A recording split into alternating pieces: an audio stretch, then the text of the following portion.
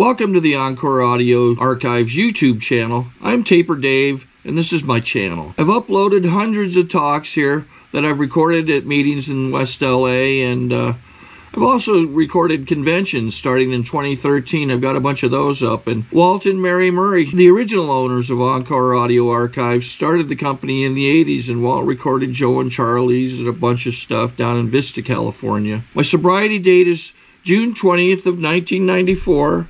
I hope you find something you like, so please like and subscribe to my channel and comment down below. If you want to hear something that I don't have or that you don't see, I'll see that I get it. Anyways, take care and have a great day if you want to.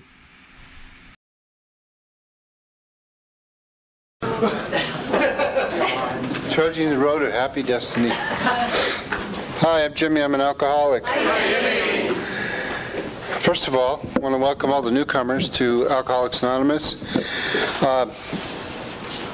We were all new once. Me too. Can you hear me okay back there? Okay. Yeah, good. Okay. Just to get the particulars out of the way, I'm a native Californian, born and raised, and I was born in Pasadena. I got sober in San Marino and Pasadena and South Pasadena and San Gabriel and Alhambra meetings. And in between those two periods of time, I traveled to 7 countries, got in trouble in 2 countries, arrested in Japan. Just, you know, alcohol was my best friend. I started drinking when I was about 17 in high school, and the guys were sitting up on this like wall at my high school. I went to a mission high school in San Gabriel, and they were drinking tequila, you know, with the worm in it, and they had the salt and the lemon, and I got up there and I sat down with them. They said, "Hey Jimmy, come on up." Now I was only a soccer player. I wasn't a football player. Didn't realize that, you know, we were CIF champions, but that didn't mean anything because I wasn't a football player, you know. But I got up with these guys because I thought they were going to kick my ass if I didn't. I was a skinny little kid, so be careful what you ask for. You might get it. You know, I'm 2 skinny little kids now, maybe more. But I got up there with them for fear of my life. You know, I thought these guys were going to take me out. And when I got the bottle, I took the bottle, and they started to pass the lemon and the salt, and I said, I don't need that. Just, you know, and I poured it down, and it burned like hell going down. But I surely wasn't going to let them know that. And the bottle came back a second time, and that's when the magic happened. And it went down. It felt so good. And it went, and I don't know if it was 10 minutes or 20 minutes later, but I jumped off the wall and I told my friends, my minions, "Come on guys, let's go on there and do this dance and go after the girls." Now I'm a guy that never talked to women or girls back in high school. I was too shy. But I had a girlfriend, but she never knew it. It's a true story. She found out years later when I 12-stepped her. Now she's got 24 years of sobriety. That's a good story. And her boyfriend too. It wasn't me. But she's become a really close friend. The Alcoholics Anonymous gave me that. I jump around in my story, so you just have to bear with me. You can be like certain people that took off when they knew I was speaking, but that's their problem, not mine. I don't take things personally anymore, you know. I can't afford to. But anyway, taking that drink, I became the leader of the group, and I knew these guys were going to follow me in there. And that girl that, you know, I liked for 4 years, now I'm a senior, right? I went straight across the floor about as big as this room, and I got about 10 feet from her, knowing full well this girl's going to dance with me. And I said to her, I said, "Come on, let's go." And she did, and we danced all night long. You know, I never danced with her, never talked to her again, because we left high school and parted ways, but I found out what alcohol could do for me. And at that moment, it became my best friend, you guys. And I took it with me after I got out of high school, and I started going to bars. I started sneaking into... Somehow I got a key card for the Playboy Club, and we went out there, and I was chasing tail ever since, you know, little bunny rabbits, what do you call them, the Playboy bunnies? And I went crazy after women. It became another drug. When I had women and alcohol, I couldn't lose. And about that time, Vietnam War started. It had already started, and then I had started college. I dropped out because I liked to dance on campus center tables more than I liked to do homework and study. You know, glad it was heard it on the grapevine by whoever it was that sang it. And my friends were coming back in body bags. And I got really afraid that I was going to be like that. And they were the Marines and in the Army, guys from high school. So I got smart. I thought, well, you know what? Instead of getting drafted, I'll join the Navy. Because all I do is stand on a deck out in the middle of the ocean and swab the deck for 4 years. That's pretty cool duty, right? And those suckers lied to me. They told me I could have any job I want on the ship.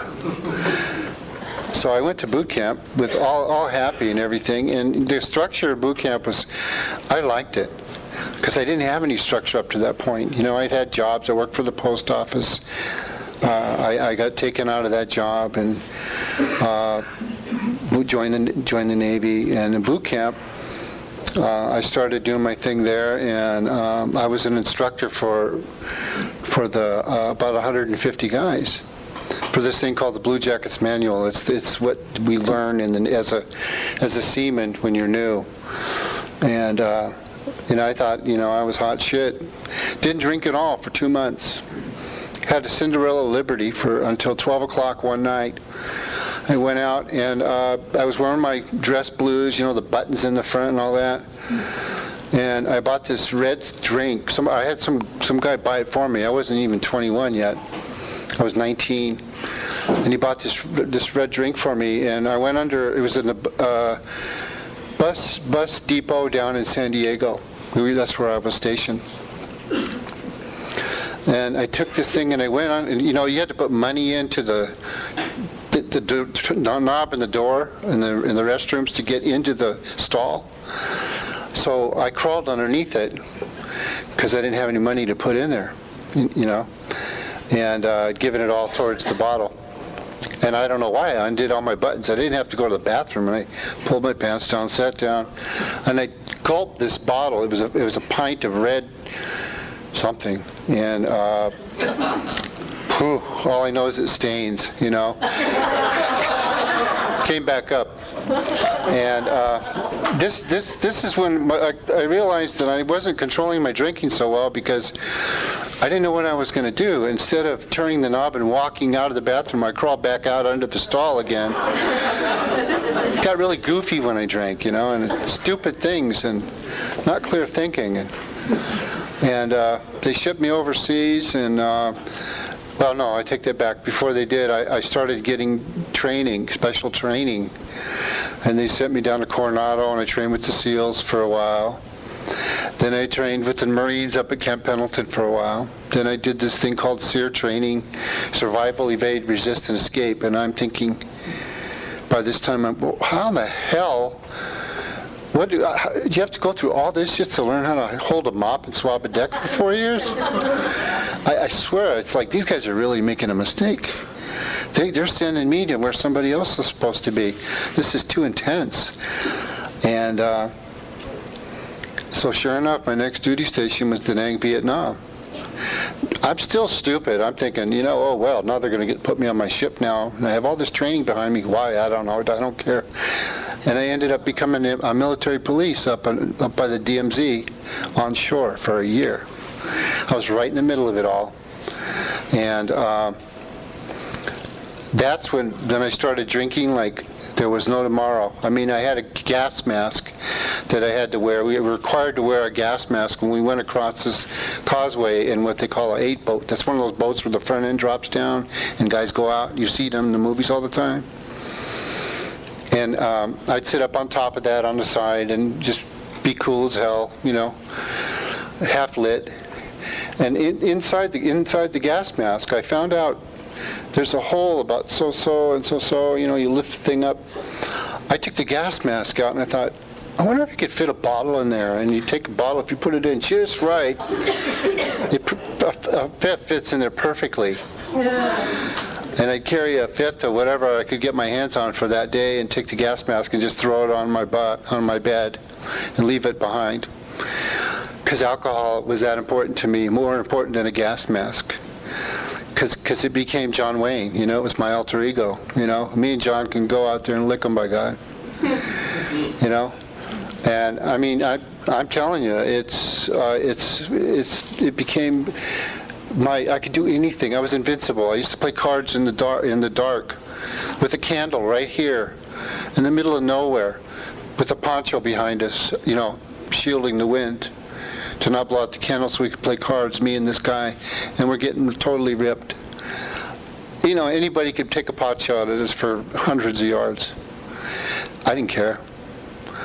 You know, and I'm the kid from 32 Elm Street in Alhambra that's scared to death to go outside and empty the trash because the gorilla's going to get me. You know, I was a scary little kid.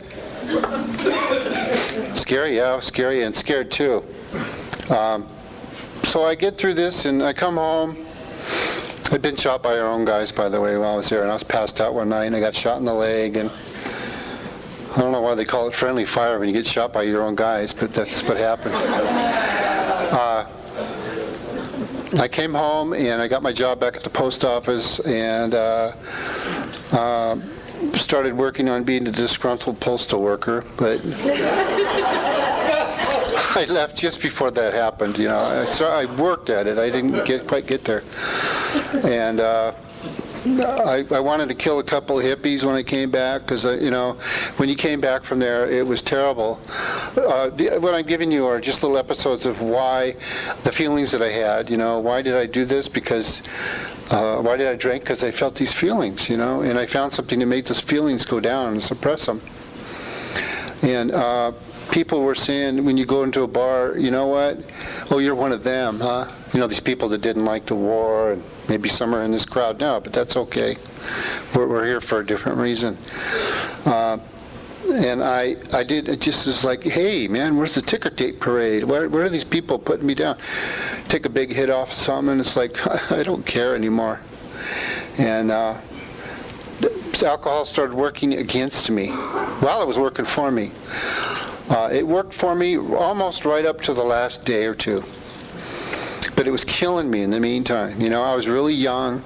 I started a family. I got married, had 2 beautiful children, one right after the other. Just to show you, I was at their birth, but I was downstairs in the cafeteria eating with my dad at both times, you know. And I'd been out drinking, and as soon as the baby was born, and I knew everything was fine, because my wife had toxemia, you know, blood poisoning, and I split, went to the bar to celebrate, you know, because I couldn't get in there fast enough to get my best friend in me, and. You know, I had the house, and brand new house, 2 cars, kids, great wife, a little insecure, but she was a good wife. And the white picket fence crap, and I was 26 years old, 26 years old, and I started going out with my friend and drinking and shooting pool, and I'm sure I neglected my responsibilities as a husband and as a dad. And, you know, I was the last one to see it. I ended up getting divorced when after 6 years of marriage, 1979. I've been single ever since. I got sober after getting 2 502s, not too far apart.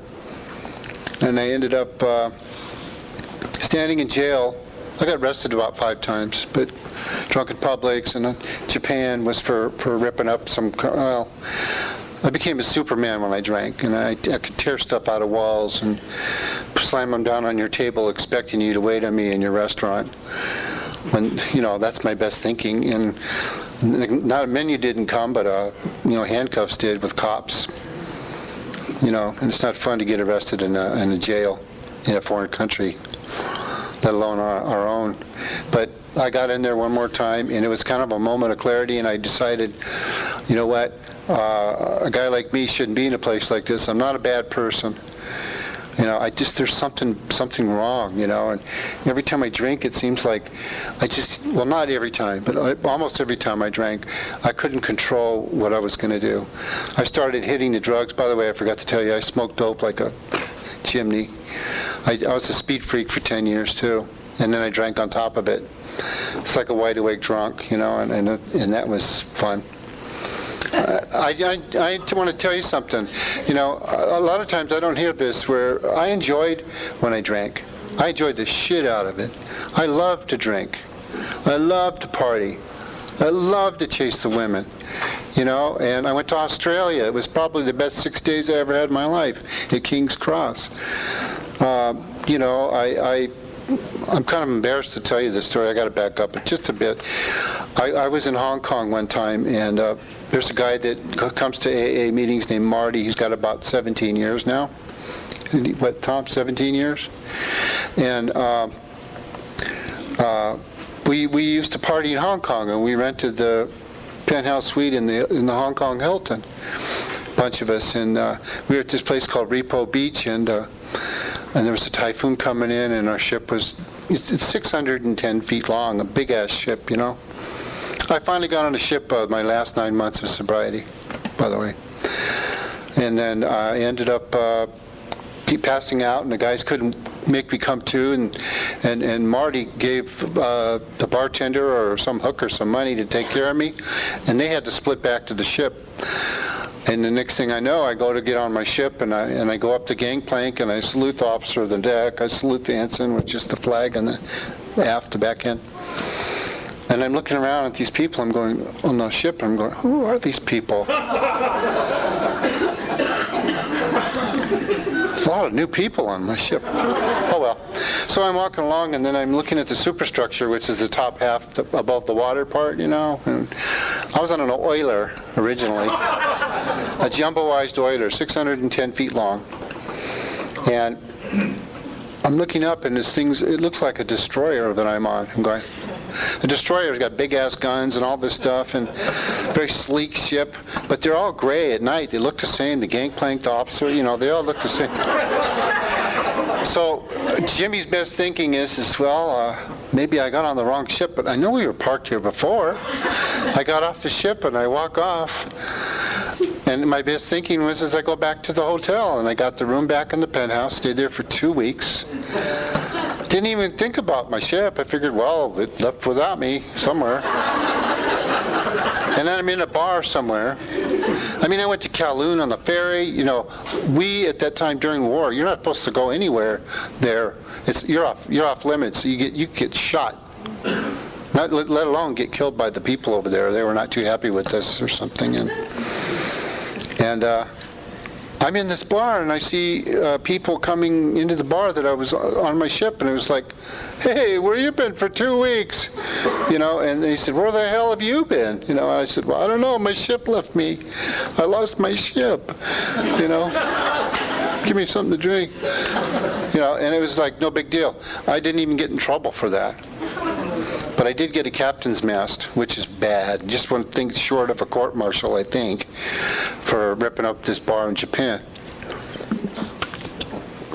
No, it wasn't a bar, it was a restaurant. Anyway, so moving forward, I'm getting sober here right now.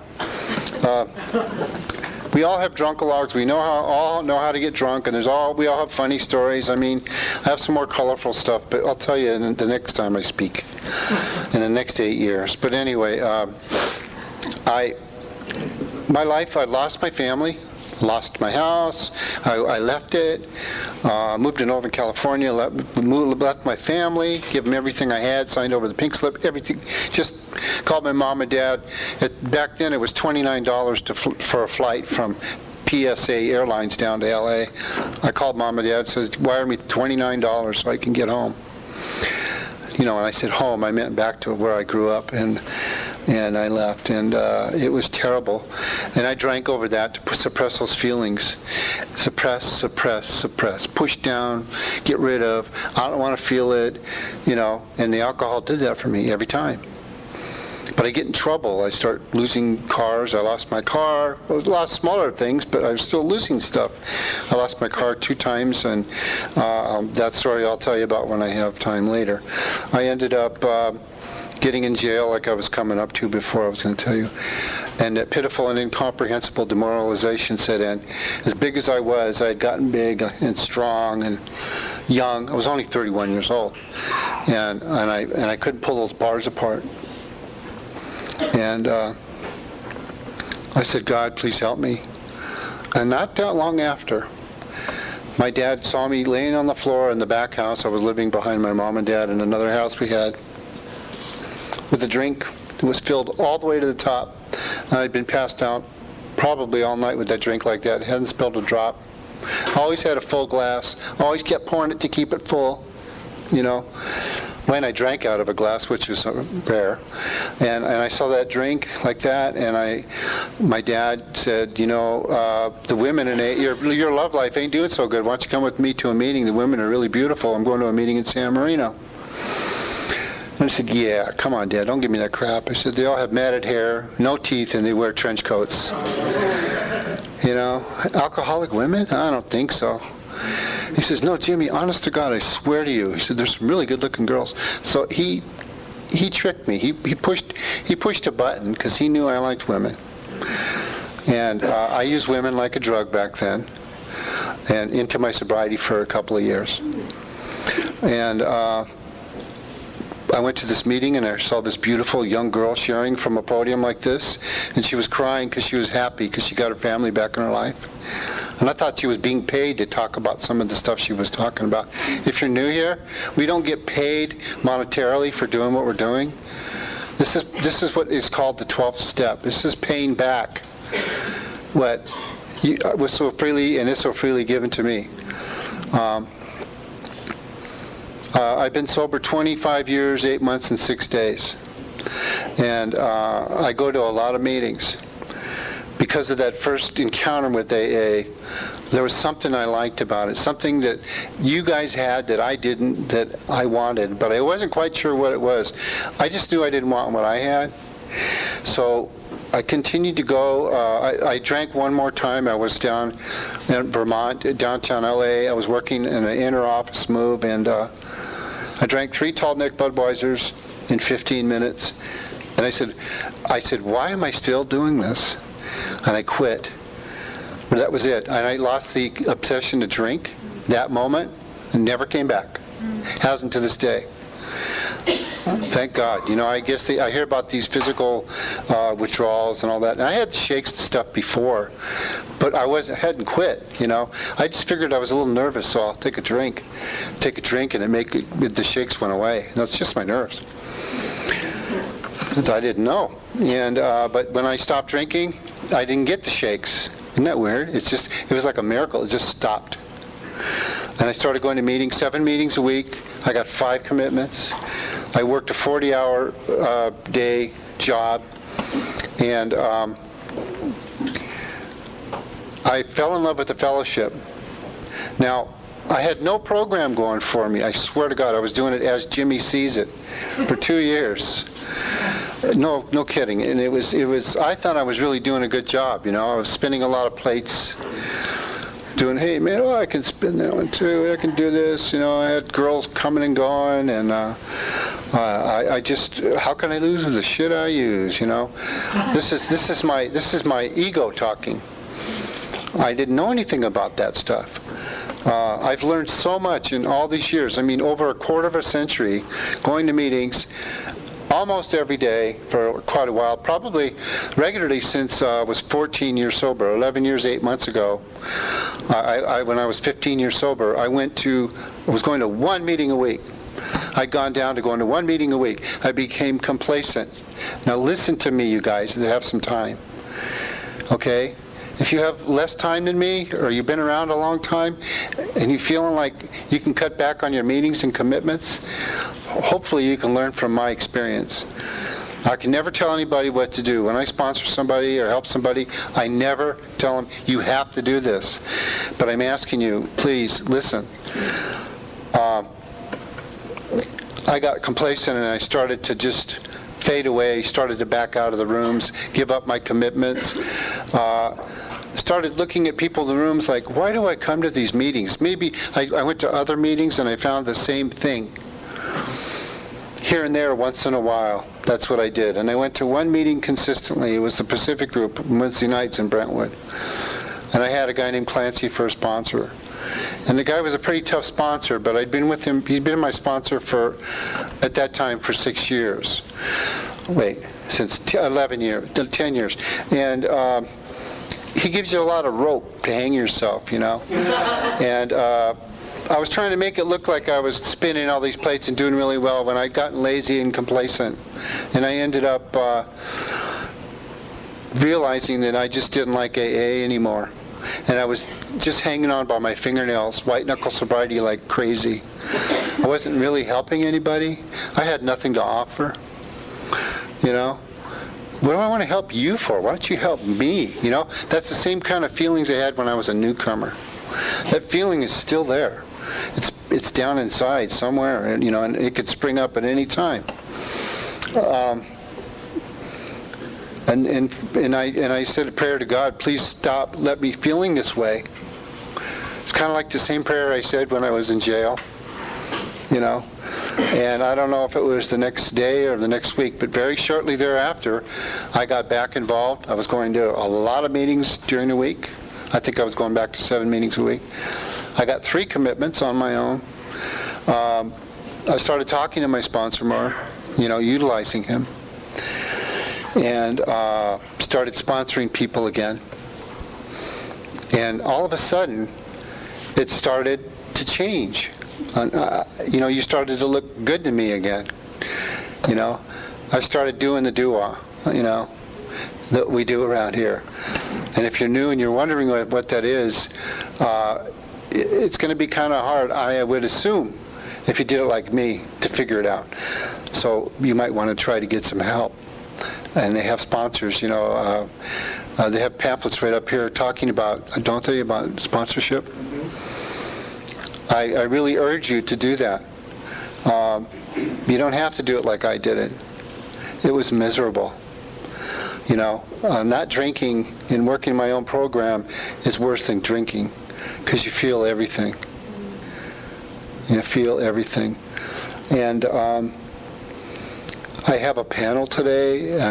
I take a panel to a treatment center every other week, and it's a joy for me. I get to see, there's people I see in this room that I know from there, and I just love to see them here, because there is life after rehab, I found out. And we have people here to help people that are coming from those places, share their experience, strength, and hope. I don't have any answers of myself. I just have experience, you know. I have a lot of it, of what not to do and what to do. I've dated newcomers when I was newer, because I could care less about what you thought. I wanted what I want, and I want it now. I went to bars, looking for girls, not drinking, being the only person there, smelling the alcohol and all that goes with it. You know, slippery place, man. And I was really sad in there. It's like, I'm not getting the same kind of feeling I had when I went in there when I was getting loaded. I've done that stuff. I go to places now with people that are sober. Oh, yeah, by the way, most of my friends, 99% of them are people from sobriety in these rooms right here, in this room. And you make friends here, acquaintances. Friends go over and friends go, and friends come back. You know, I've sponsored people, I'm not sure, this is just not to scare you, but it's just reality. I've sponsored 3 guys that died. And it's not anything that I did, you know, it's just that they didn't want any more of what I had or what AA had to offer. They just decided they were well enough, they got too well too quick, and they died tragic deaths. All 3 of them were tragic deaths. You know, they weren't fun, believe me. And I don't take responsibility for getting people drunk or sober. I have a sponsor today that I love very much. We almost lost him in January. And I look up to him. He's a quiet man, like a quiet giant. He listens very well. He has to with me around. And I have 4 brothers and sisters that 12-step me, that are sober. That I 12-step, excuse me. My dad 12-stepped me, and then I 12-stepped them. And 2 of them have long-term sobriety like me, and 2 of them are in 3 to 3.5 years sober. And I got to tell you, you know, I'm not a main speaker, believe me. I guess you can tell by now. But I enjoy the fact that I can stand up here and share my experience, the way it's coming out of my mouth. I mean, I was clueless of what I was going to say when I came up here. I didn't have a clue. I don't have a canned pitch. I'm not a circuit speaker. So whatever comes out, comes out. You know, Erin she's a doll. She comes to the late night meeting where I go sometimes after this, and she's very active. She's sober a lot of years. You know, you look at the people that you've seen around here, you new guys that are here every week. They're busy, they're active, and that's why they're still here, you know. And eventually the program kicks in once you get a sponsor, and utilize one person for that instead of bouncing shit off of every single person that you see looking for the right answer, because that ain't going to work. It's 9:25, so I think I better wrap this up. I'm just so grateful, Erin. Thank you so much for asking me to do this. You guys, I hope that somebody's heard something that I said that'll help them in their sobriety. Remember what I say. Just get a sponsor, go to meetings, and don't listen to your head. Do contrary action, you know. Yeah, we do act around here like John said. We act as if.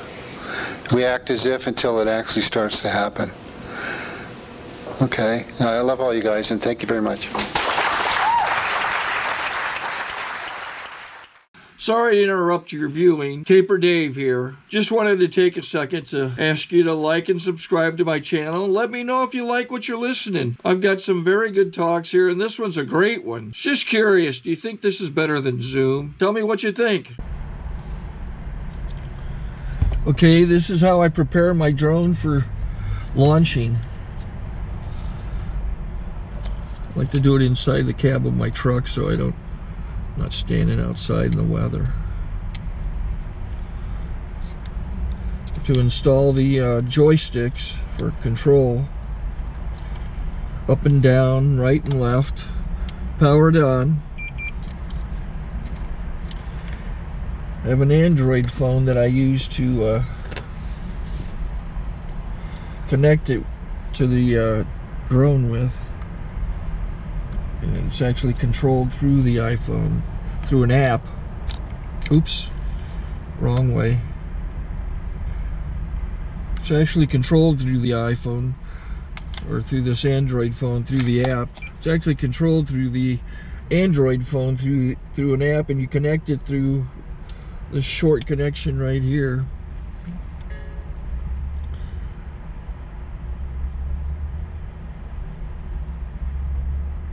Remote control connected. Remote control's connected. So I pull out the drone. I have to extend the legs. Long legs extended first, then the short legs. Remove the gimbal protector. Set that aside, then power it on one short burst, then one long burst. I lay it down. So I have to go to calibrate. So the drone's not connected yet. Shows you here as this drone gets disconnected, even though the remote's powered on. So the drone has to establish it's connected. So I go into the app to calibration mode. First I'll calibrate the remote controller. Start calibration. Out, in, oop, out, in, up, down, and then this little wheel is to control the gimbal. So it's calibrated.